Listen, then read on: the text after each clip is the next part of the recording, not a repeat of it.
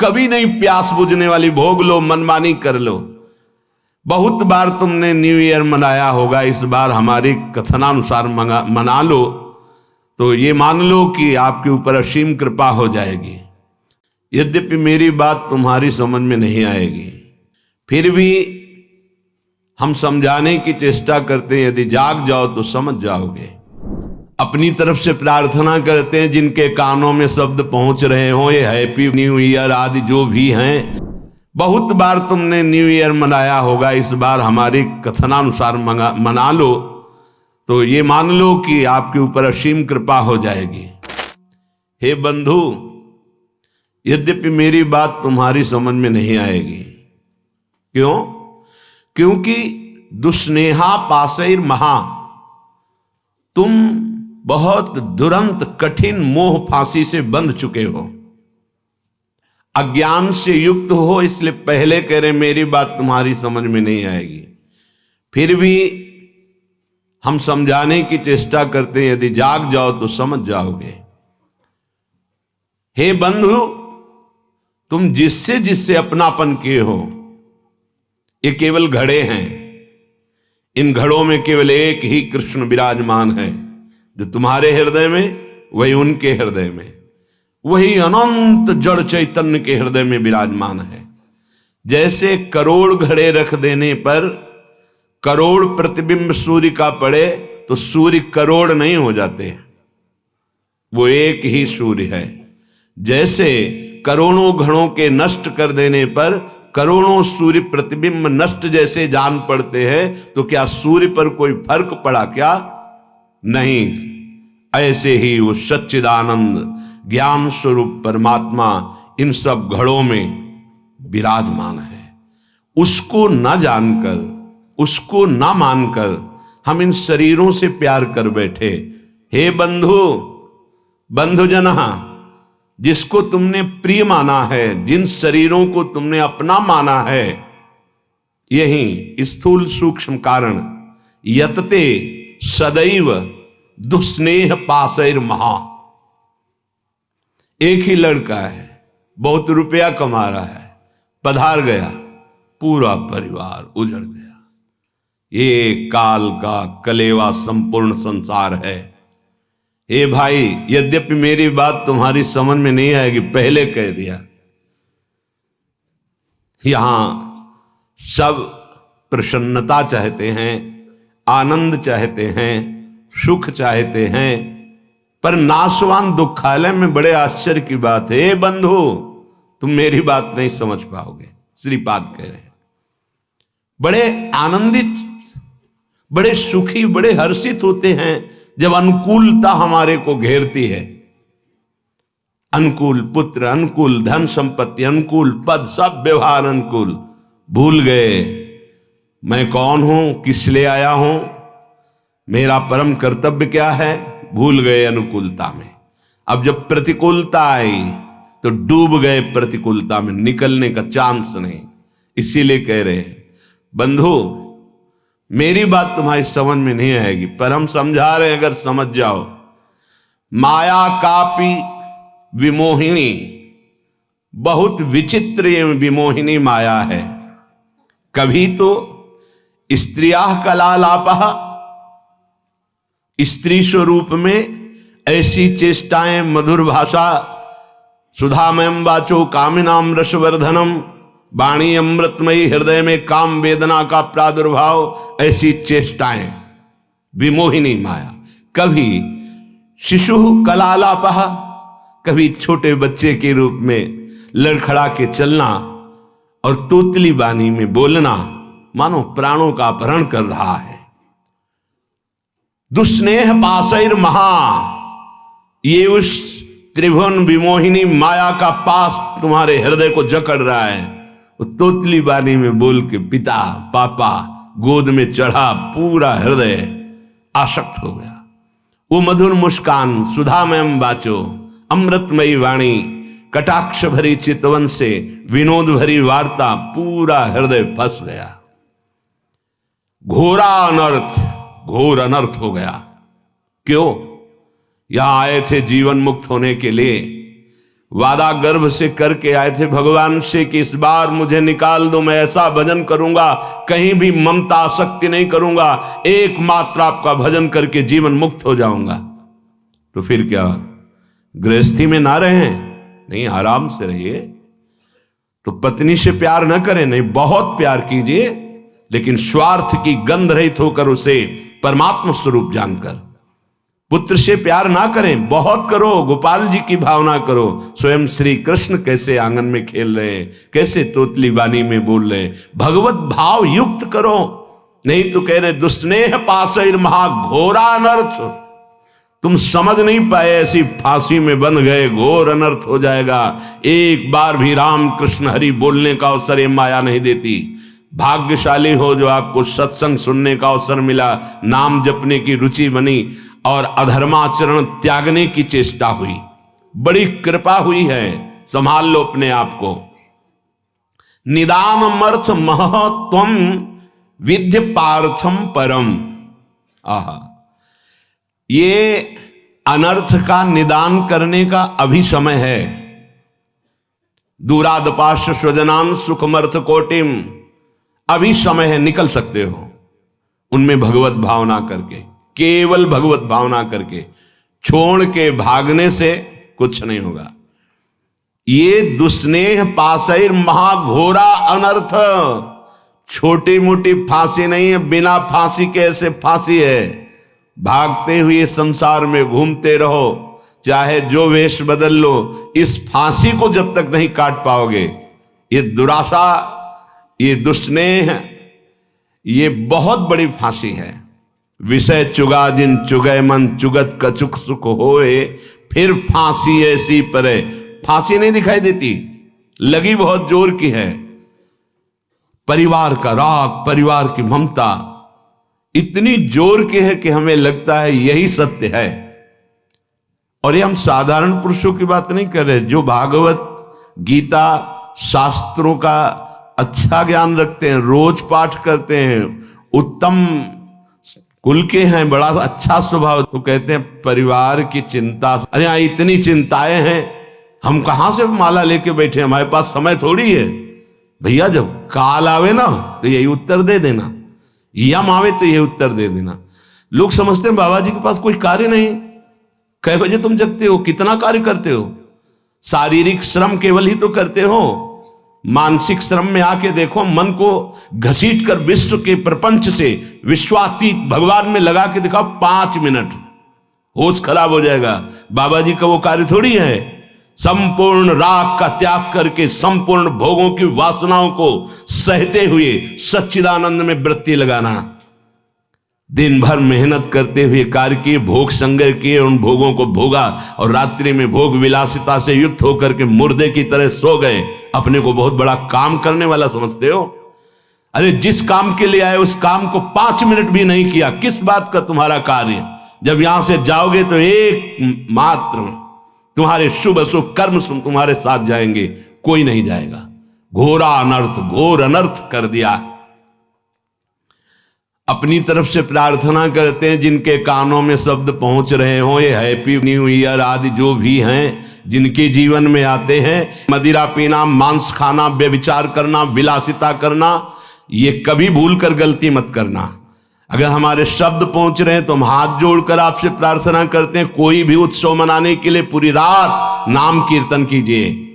प्रातः काल होने पर पशु पक्षियों को दाना, गऊ को चारा, भूखों को भोजन, ठंडी है कभी 1 साल खरीद कर किसी कांपते हुए शरीर को उड़ा दो, हो गया तुम्हारा न्यू ईयर, तो हो गया तुम्हारा बर्थडे, हो गया तुम्हारा उत्सव। ये राक्षसी उत्सव, चलो आज चलते हैं अमुक जगह और वहां ये खान पान करते हैं, ये तुम्हारी दुर्गति कर देगी। 1 वर्ष तो गया ही भोगों में, अगले वर्ष के लिए नींव डाल दी राक्षसी, पूरा जीवन बर्बाद करने की। हमारी बात समझ लेना, हम तुम्हारे मित्र हैं, दुश्मन नहीं। ये जो न्यू ईयर हैप्पी, शराब पीते हैं, मांस खाते हैं, व्यभिचार करते हैं, इनका न्यू ईयर अगला साल कैसा जाएगा? घोर पापाचारी, तुम्हारी दुर्गति होगी। ऐसे मिट जाओगे, नामो निशान नहीं रहेगा। ये साप नहीं है, वरदान है, समझ जाओ। अगर तुम्हें कोई भी उत्सव करना है तो भगवान नाम कीर्तन करो, रात भर जग करके सब नाचो गाओ, प्रभु का यश गाओ और 10-5 को इकट्ठा कर लो, जीवन सार्थक हो जाएगा, पूरा साल मंगल में जाएगा। सुबह हो गऊओं को चारा दो, पक्षियों को दाना दो। अगर 4 लोग मिलकर के 4 स्वेटर खरीद लो, ऐसे जो फुटपाथ में बैठे कांप रहे हैं उनको पहना दो। 4 लोग मिलकर के अच्छा भोजन बनाओ, 4 लोगों को जाके पवा दो, सर्दी का समय हो गया है, हैप्पी न्यू ईयर। ये राक्षसी न्यू ईयर मत मनाना। अगर कान में आवाज पड़ रही होने तो जीवन तो बर्बाद किया ही, आगे के लिए बीज बो रहे हो अपने सर्वनाश का। घोरा अनर्थ निदान अमर्थ मह त्वम विद्य पार्थम परम। अभी समय है, अभी सुधार कर लो। कितनी देर की मस्ती, ये कोई मस्ती है? बेकूफी को मस्ती समझते हो? शराब पीकर गलियों में लड़खड़ाते हुए, एक दूसरे से झगड़ा करते हुए पैसा नष्ट किया, स्वास्थ्य नष्ट किया, बुद्धि भ्रष्ट की। ये तुम्हारा बड़े हो तुम? ये तुम बड़े हो? बड़ा वो है जो अपनी इंद्रियों को शासन में करके प्राप्त सुख सामग्री को दूसरों की सेवा में लगाता है। बड़ा वो नहीं है जो अपने अर्थ के प्रभाव से व्यभिचार में उतर जाए, जुआ खेलने में उतर जाए, कोमल कोमल पशुओं की हिंसा करके रांध के खाने में उतर जाए, मनमानी आचरण में उतर जाए। वो राक्षस है, वो बड़ा नहीं है। बड़ा वो है, वो बड़े जन कहे जाते हैं जो दूसरों को सुख देने के लिए स्वयं दुख भोगते हैं और दूसरों को परमानंद प्रदान करते हैं। सा तरति सा लोकाम तारयति, उनको बड़ा कहते हैं। स्वार्थ भ्रंश करम। हे भाई, पहले कह दिया है, हमारी बात नहीं समझोगे। ये स्वार्थ का नशा जो तुम्हारे चढ़ गया है कि ऐसे सुखी हुआ जाता है मनमानी आचरण करके, ये तुम्हारा नाश कर देगा, मान लो। अभी ना मानो। बहुत विचित्र विचित्र काल की गतियां हैं। काल किसी को नहीं बख्शता। मनमानी आचरण करोगे, ऐसी शुभ जगह में मारेगा आपको जहां तुम्हारा सुख सर्वस्व विध्वंस हो जाएगा। इसलिए मान लीजिए, प्रार्थना मान लीजिए, ये मन और बुद्धि तुम्हारे दुश्मन है, इस समय तुम्हारे मित्र नहीं है। ये अज्ञान अंधकार में भटकाने के लिए ही तुम्हें केवल संकल्प विकल्प कराएंगे, प्रेरणा करेंगे। भाग्यशाली हो जो सत्संग सुनने को मिल रहा है। सबको अपने जीवन को सत मार्ग में चलाने के लिए मानव देह दिया गया है। सावधान हो जाओ, अभी अनर्थ की निवृत्ति का समय है। गोस्वामी श्री तुलसीदास जी कह रहे हैं, काहे को फिरत मूढ़ मन धायो, तज हरि चरण सरोज सुधारस, रवि कर जल लय लायो। काहे को फिरत मूढ़ मन धायो। ए भाई, मन के कथनानुसार मत चलो। तुम मन के स्वयं जज बनो, निर्णय करो। क्या? जब मन संकल्प करे तो पहले जांचो, ये ठीक सतमार्ग युक्त संकल्प है या असत मार्ग युक्त है।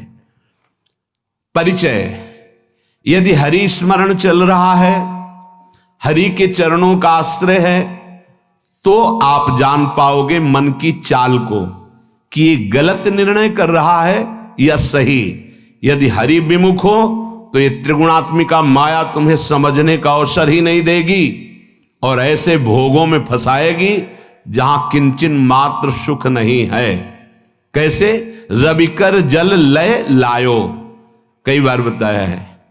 इसे मरुभूमि में निर्मल जल का आभास कराता है। जे ही भुवन भास्कर उदय होते हैं तो गंगा जी की जो रेती है उसमें खूब देखा है, सैकड़ों बार देखा है, दूर दिखाई देता बहुत निर्मल जल।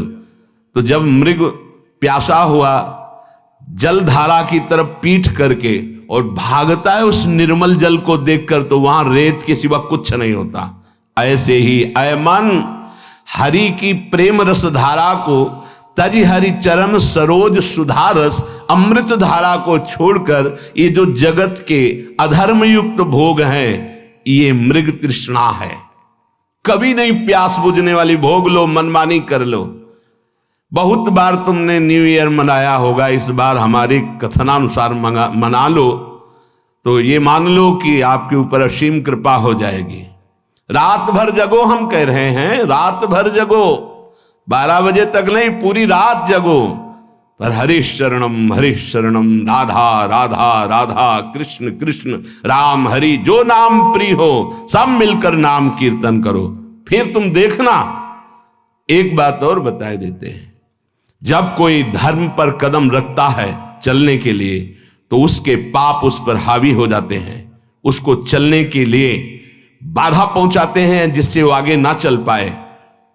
वर्तमान को सह जाना, तुम्हारा भविष्य इतना मंगलमय होगा कि कोई बाधा तुम्हें स्पर्श नहीं कर सकती। वर्तमान में प्रारंभ में ही शुरू हो सकता है। तुम्हारा पाप कर्म तुम्हें आगे बढ़ने से रोक सकता है। पर यह अगर हमारी पहले से सावधानी की बात मान ली कि चाहे जैसी परिस्थिति आ जाए, आप ये न सोचे कि जब मैं पीता था, खाता था, मनमानी आचरण करता था, हर सुविधा चरण चूमती थी, आज जब त्याग दिया, धर्म से चला तो बाधा पे बाधा पड़ रही है। वो नहीं, वो बाधाएं नष्ट हो रही। आगे तुम्हारा मार्ग परम सच्चिदानंद प्रकाशमय सुखमय है।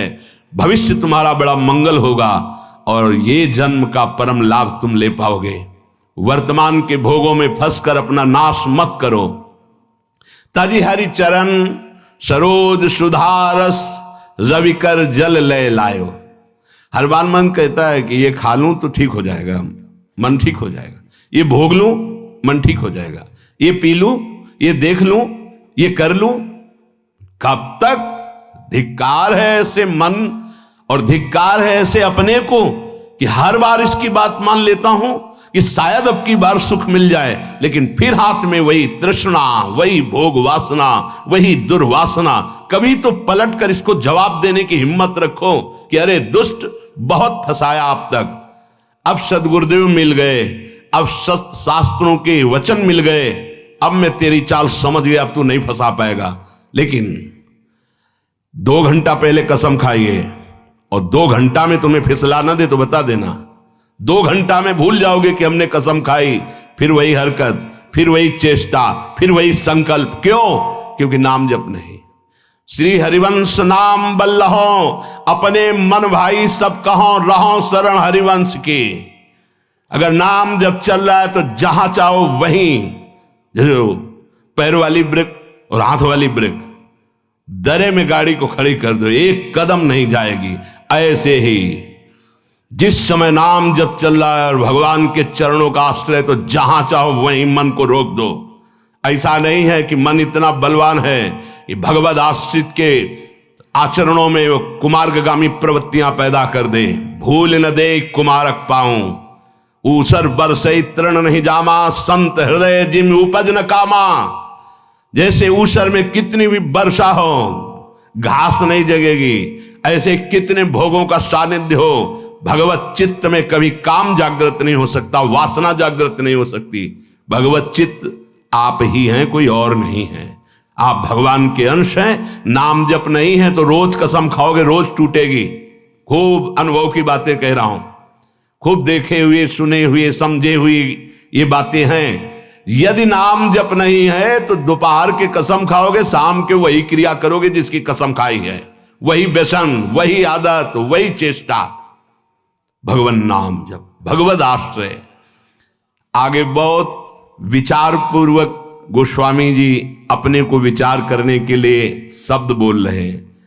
त्रिजग देव नर असुर अपर जग जोनि सकल भ्रमी आयो, ग्रह बनिता सुत बंधु भये बहु, मातु पिता जिन जायो, काहे को फिरत मूढ़ मन धायो। कभी सुअर बना, कभी कुत्ता बना, कभी पशु बना, कभी पक्षी बना, कभी देवता बना, कभी मनुष्य बना, कभी राक्षस बना, न जाने किस किस योनि में मैं जन्मा। हर योनि में मुझे सब सुख ये मिले जिन सुखों को तुम मानव देह धारण करके भोग रहे हो। छोटे छोटे पशु पक्षी भी मैथुन करते हैं, उनके भी अंडे और बच्चे होते हैं, जितना आपको प्यार है उतना उसको भी प्यार है। जितना बढ़िया मोटे गद्दे पे शयन करने में आनंद लेते हैं, सूअर उतने कीचड़ में आनंद लेता है। जो आप मीनू बना के होटल में खाते हैं, सूअर विष्ठा में उतना ही आनंद लेता है। ध्यान रखना, जितना आप विषय भोगों में सुख लेते हैं, हर जीव वैसे ही, जैसे आप नींद का सुख वैसे ही हर जीव। अंतर क्या रह गया भाई? अगर सच्चिदानंद प्रभु का नाम जप नहीं हुआ, प्रभु का आश्रय नहीं हुआ, शुद्ध ज्ञान प्रकट नहीं हुआ, तो तुम में सुअर कुत्ता पशु पक्षियों में अंतर क्या रहा?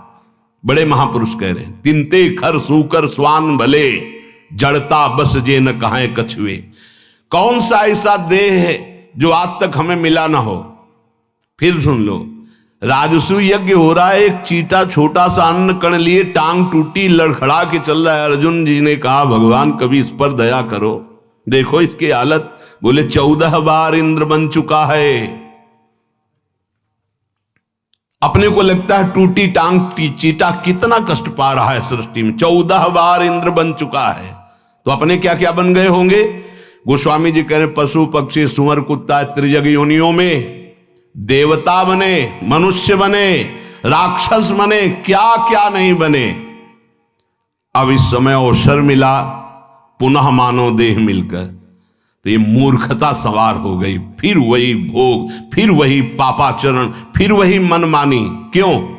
क्योंकि घर में यही शिक्षा दी जा रही।